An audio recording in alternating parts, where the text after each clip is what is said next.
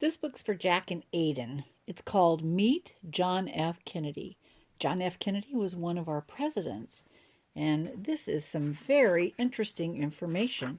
I'm going to read this in chapters because there's several chapters in this book, so you can just read chapter 1, and then if you like it, you can move on and read the next chapter.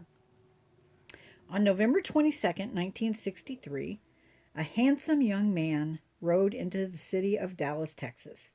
By his side sat his beautiful wife, all dressed in pink. It was a hot, sunny day in Dallas. They rode in an open car. Their car moved slowly. They smiled and waved to the crowds along the streets.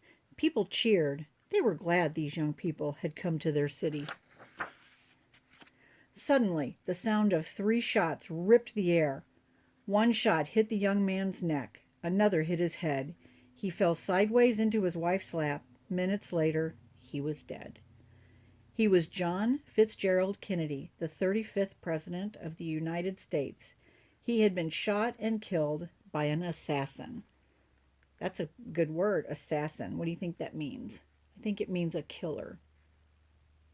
Kennedy was president for only 2 years, 10 months, and 2 days, but people will always remember him. People liked the young president. His thick brown hair would never stay in place. This amused them. When he smiled, they smiled with him. He had a good mind. He said things in a quick, sure way. Only his family and friends knew his back almost always hurt him. John Kennedy was a brave man. Being president is a hard job, and he worked very, very hard at it. Not all people agreed with what he did, nor did all people agree with what he wanted to do. But most Americans cried when he died, and the rest of the world cried too. The world had liked his vigor and his energy.